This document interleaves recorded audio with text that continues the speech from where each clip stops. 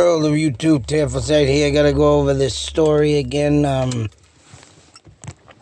actually found the original video of the car that was found in the river. I have not yet mapped out that road, but I would love to figure it out in this article. And I mean, I gotta go on the video that the guy found the car with his sensor, with the sensor thing that he had. What is this reading thing on? You goddamn piece of oops. But anyways, I think I forgot to write down the road. But I would like to where the hell did that thing go? Dang nabbit. But I would like to figure out the road they were on. And this is the story of damn it, didn't get the name.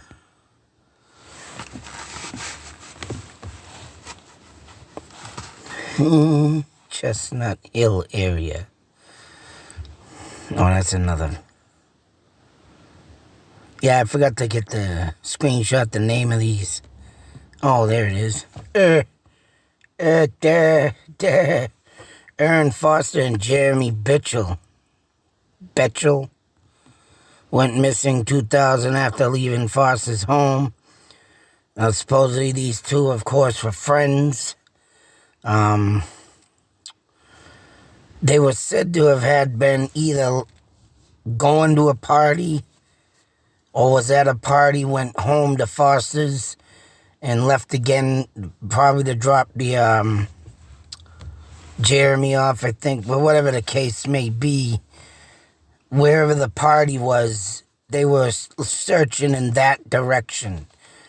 Now, to make anything sense, they headed the opposite direction. So I think it might have been that they were going. Supposedly we were going to head to the party, but she ended up going in the opposite direction, which I think, don't quote me on this, but was heading back to drop Jeremy off. And right, due to the fact that they thought that they were going back or from the party or whatever it was, they were looking in the opposite direction. So they were looking in, the direction they were heading. Now, for whatever reason, why they would even do that is beyond just, asking that question of why. Now, here is the wreckage. This was in a YouTube short, and it just came up out of nowhere. If you want to check out the full thing, you're exploring with Nug. But this is the river, and this is the car. As you can see here, tow truck dragging it out. And here's the road. I think I got maybe a better view. No, that was the better view. Yeah, so this is the road. Now, it's tough to say, of course, which way they were going, either towards the people or from the people. But,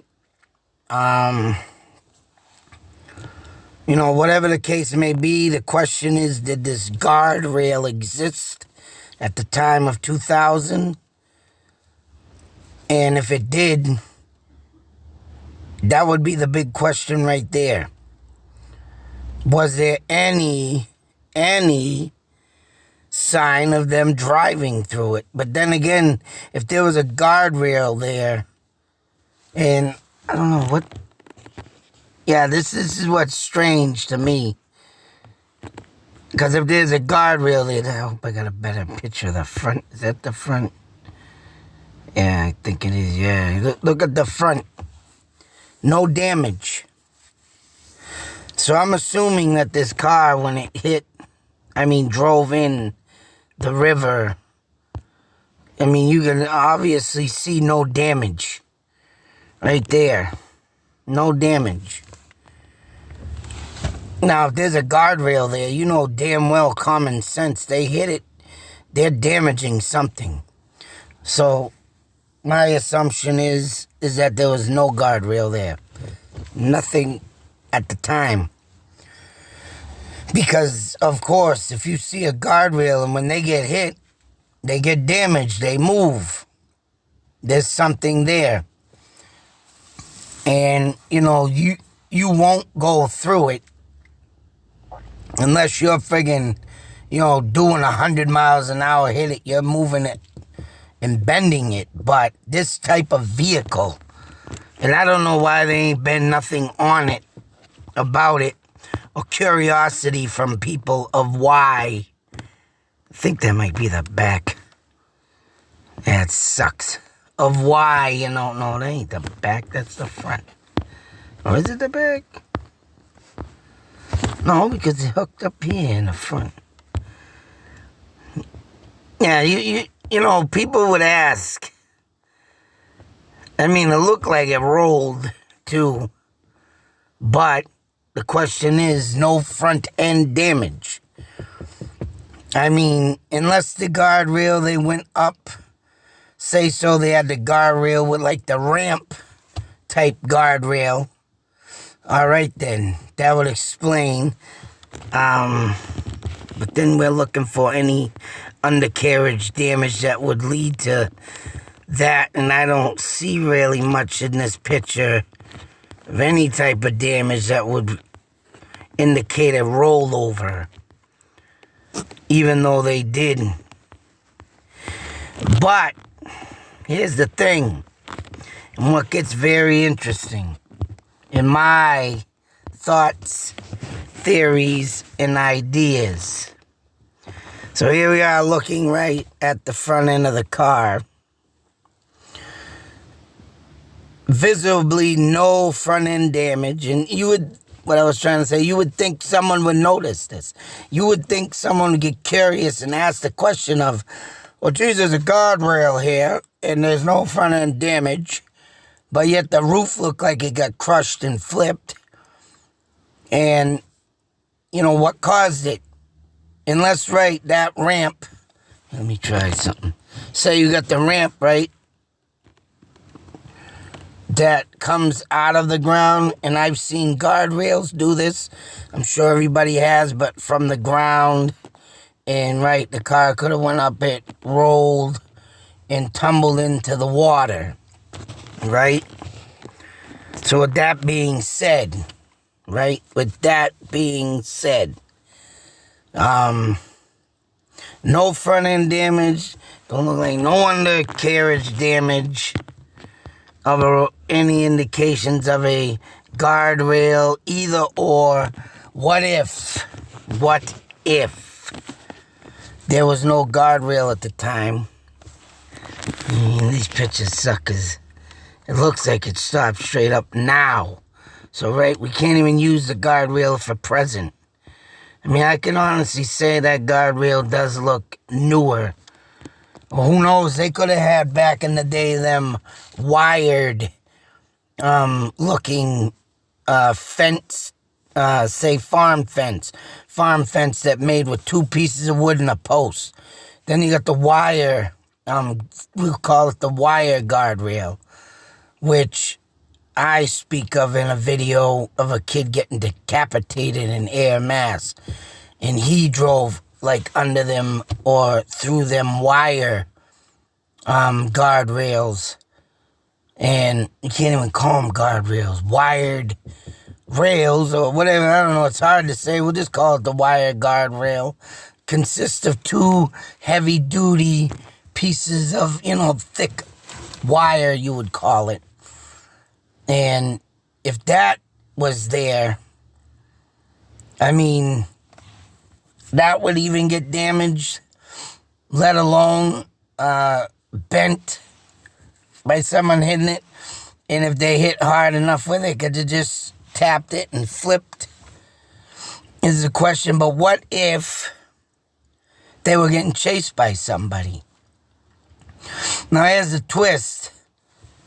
And right, if they're or someone heading head on and they swerved.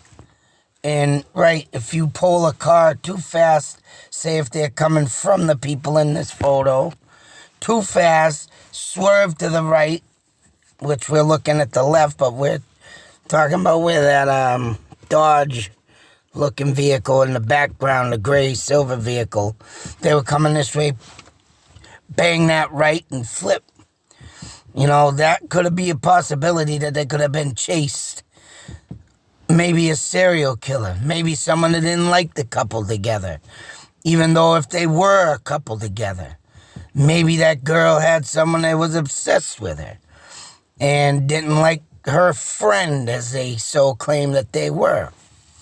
I mean, don't get me wrong, I can't explain their relationship. They were, at the time, supposedly friends. I mean, if they moved on to something, deeper than that, love-wise, well, hey, that would only be, common sense and bound to happen. But for everybody to be searching the wrong direction and not all the directions, that right there is just plainly right out, I hate to say it, pure stupidity. Because if you're not going to do it, then that's why, just like this Brian Laundrie, Gabby Petito, they put the goddamn pedal to the metal. Manhunt for that kid. And, you had Dog the Bounty Hunter, for Christ's sakes, looking for this kid. The missing people that come up, why ain't that happening? And if it was like this and they were known and seen last, leaving, the house, and all of a sudden disappear, going to a party, yeah, for one, they could have got stopped by some deranged lunatic on the road, right? Maybe that could have happened. Someone waiting for someone to come along.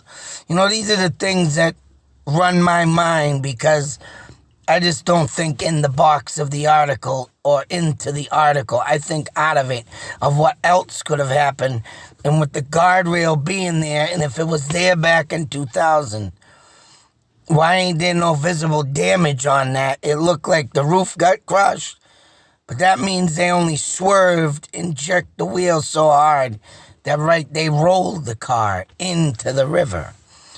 And the question is, what was there? Who was there? And was there another vehicle either trying to knock him off the road, stop him, or if someone just literally, or maybe even an animal jumped out? Don't have to be a killer, but, say so a big-ass animal. Oops, excuse me, guys. Ah! And they went to swerve and jerk the wheel too hard. And right into, these are the questions that I come out with. I just don't think, they were going to a party or coming from this house and they went this way and they went that way. No, you're supposed to look all ways. You just can't encounter one way. And you gotta look everywhere. Just like in the Maura Murray case. Perfect example, that red pickup truck, the red pickup truck was only looked in New Hampshire and was only searched for, a reasonable amount of time. But I would have been up all down New England. I would have been where the frickin' plates were, said they were from Massachusetts. But I still would have went to Rhode Island, Connecticut on every frickin' red truck that would have had the side steps on it. You don't just, we're up here in New Hampshire. This happened in New Hampshire. You don't consider it, just to be in New Hampshire. You got to open your eyes and widen it. And, why can't they do more, hunting like Brian Laundrie and Gabby Petito? The manhunt they did for that. I mean, don't get me wrong, it was good. Even you had people looking for them. YouTubers.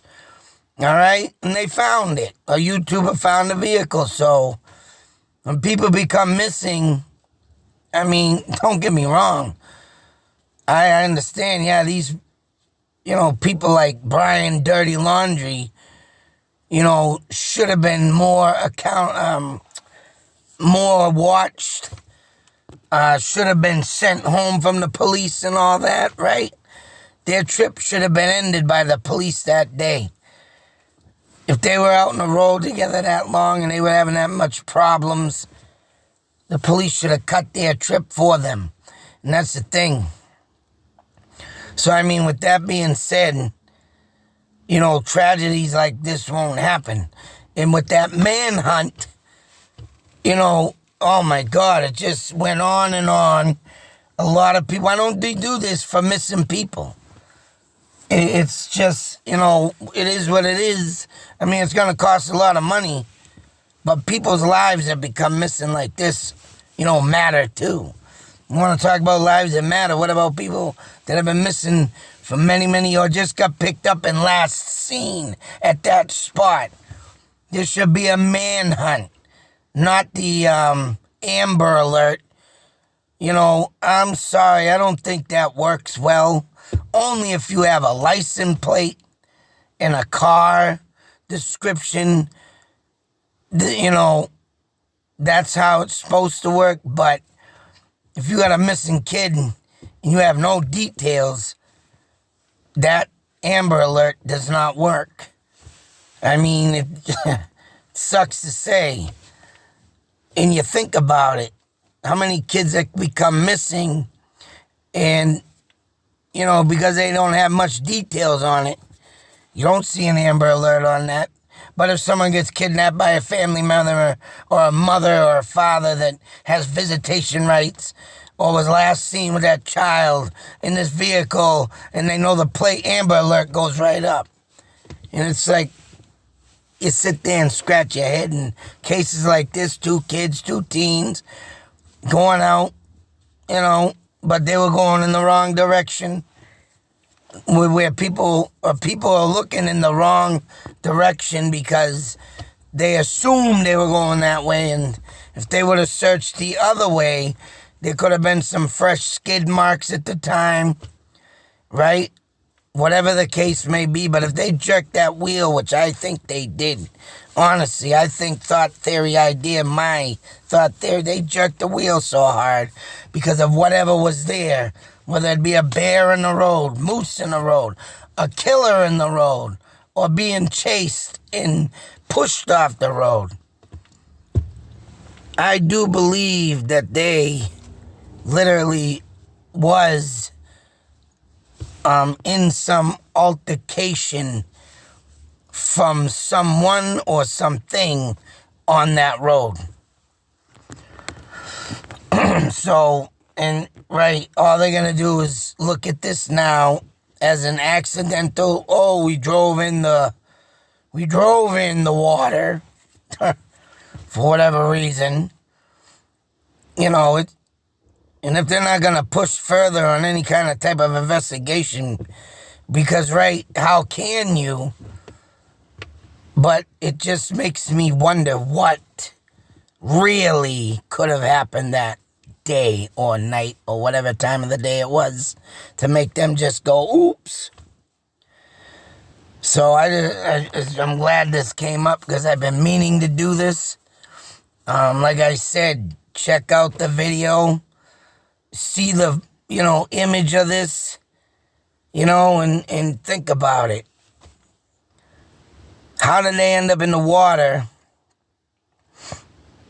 if there was a guardrail there at the time, or let alone no damage on the vehicle besides a crushed roof like you see here? Something right had to have made them flip. And I will be trying and get that damn detail of road. It don't say the road, it just says near. I wish it would have said the road. And it might be on the guy who found it, so I got to go back and watch that video again. But I definitely want to do a mapping of this. Now, I don't know if I can find out on old maps, or let alone any type of old video or something, maybe. Hopefully it'll be something to look into that I could find this road for 2000 maybe, but that'd probably be impossible. or if someone sees this video, please, and you're a resident in this area from, say 1989 up till present, let me know what 2000 looked like there. If someone could reimagine that image or happen to just did get a picture of that at that time. I mean, when I drive, sometimes I carry my other camera. I'm taking pictures of all kinds of stuff that interests me. I like to do a lot of things because, remember, traveling other towns, interesting things could lead to interesting stories. Always remember that. Because it could lead to something, and I get that feeling all the time when I'm driving. What if something happened here or something there? My mind's always racing, because of the things we do find out later on, or things that you do or heard of when you were a kid for stories. Always something there. And it's always good to, always to search. Until that next video, folks, be safe, take care, always beware and believe. Because you don't know what will happen to you in that next state of emergency. Especially something like this. Insane. Out.